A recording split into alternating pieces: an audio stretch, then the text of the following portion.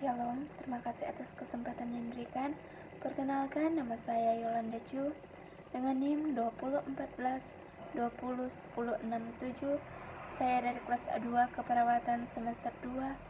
Saya mahasiswa aktif di Universitas Pembangunan Indonesia Manado, program studi ilmu keperawatan, Fakultas Keperawatan.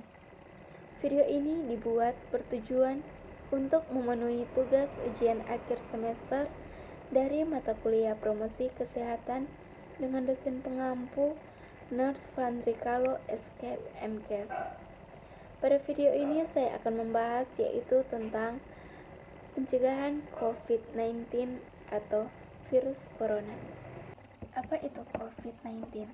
Nah, COVID-19 atau virus corona adalah penyakit yang baru muncul pada tahun 2019 dan menyebabkan infeksi pernapasan. Penyakit virus corona atau COVID-19 adalah penyakit menular yang disebabkan oleh virus corona yang baru-baru ini ditemukan. Sebagian besar orang yang tertular COVID-19 akan mengalami gejala ringan hingga sedang dan akan pulih tanpa penanganan khusus.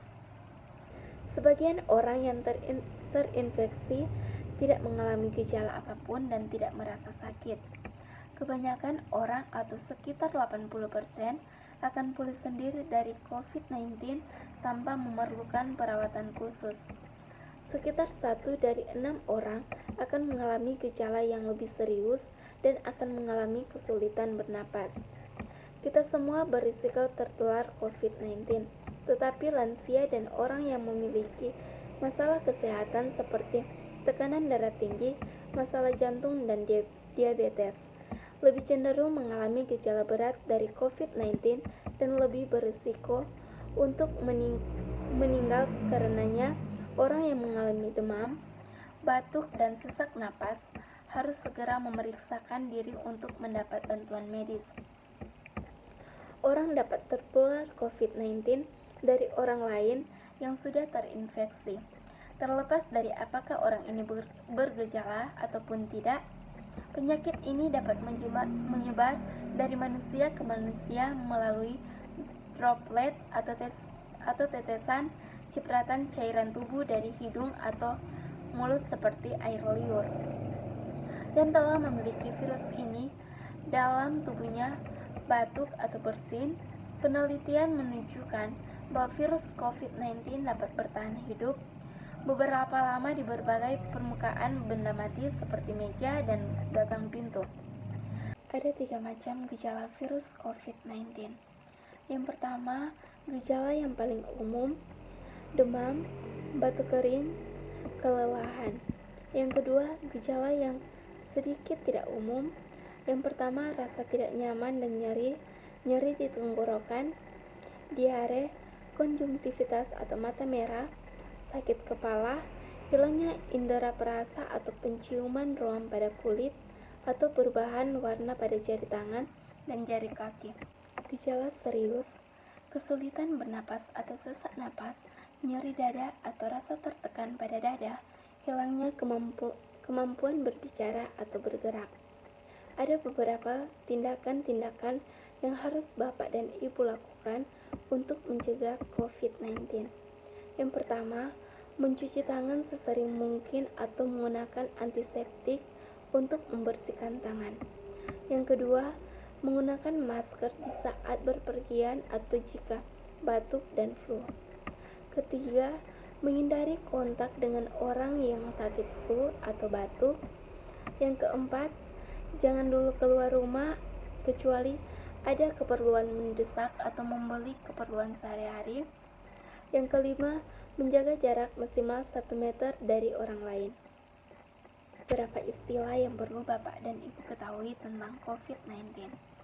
Yang pertama, physical distancing atau pembatas jarak optimal adalah menghindari tempat umum, menjauhi tempat keramaian, dan menjaga jarak optimal 1 meter dari orang lain. Yang kedua, isolasi dan karantina merujuk pada tindakan untuk mencegah penularan virus corona. Yang ketiga, lockdown atau karantina wilayah adalah pembatasan bergerak pergerakan penduduk dalam pengawasan suatu wilayah, termasuk menutup akses masuk dan keluar wilayah. Yang keempat, pasien dalam pengawasan atau PDP merujuk pada yang mengalami gejala utama virus corona seperti demam dan gangguan pernapasan. Yang kelima, orang dalam pemantauan atau ODP merujuk pada orang yang mengalami salah satu gejala virus corona antara demam atau gangguan pernapasan seperti batuk, pilek, sakit tenggorokan, dan sesak nafas. Pemerintah Indonesia saat ini telah melakukan berbagai upaya dalam menghadapi virus corona, baik secara kebijakan maupun kesiapan fisik dari fasilitas yang ada. Beberapa kementerian termasuk Kemendikbud telah mengeluarkan surat edaran nomor 3 tahun 2020 mengenai pencegahan COVID-19 pada satuan pendidikan dan surat edaran nomor 2 tahun 2020 tentang pencegahan dan penanganan corona. Di Kementerian Pendidikan dan Kebudayaan, salah satu hal yang disebutkan dalam surat edaran tersebut adalah penundaan kegiatan-kegiatan yang melibatkan banyak orang dalam pelaksanaannya seperti pentas seni dan studi tour. Hal ini sangat dipahami mengingat satuan pendidikan seperti sekolah atau kampus banyak melakukan kegiatan massal sepanjang tahun, di mana menjadi kekhawatiran kegiatan-kegiatan seperti itu dapat menjadi tempat berisiko untuk penyebaran virus corona. Kesiapan fasilitas-fasilitas kesehatan di satuan pendidikan juga dimaksimalkan seperti masker dan antiseptik. Dan juga disediakan pengukuran suhu tubuh dilakukan di berbagai tempat seperti rumah sakit, mal, kantor, masjid, gereja, dan tempat lainnya. Terima kasih. Halo teman-teman yang baru lulus atau baru tamat dari SMA atau SMK, masih bingung mencari tempat kuliah di mana? Mari Jo mendaftar di Universitas Pembangunan Indonesia Manado. Di Universitas Pembangunan Indonesia Manado ini ada 6 fakultas, yaitu Fakultas Keperawatan, Fakultas Hukum, Fakultas Teknik, Fakultas Pertanian, Fakultas Ilmu Sosial dan Ilmu Politik, dan yang terakhir Fakultas Sastra. Mari Jo mendaftar di Universitas Pembangunan Indonesia Manado.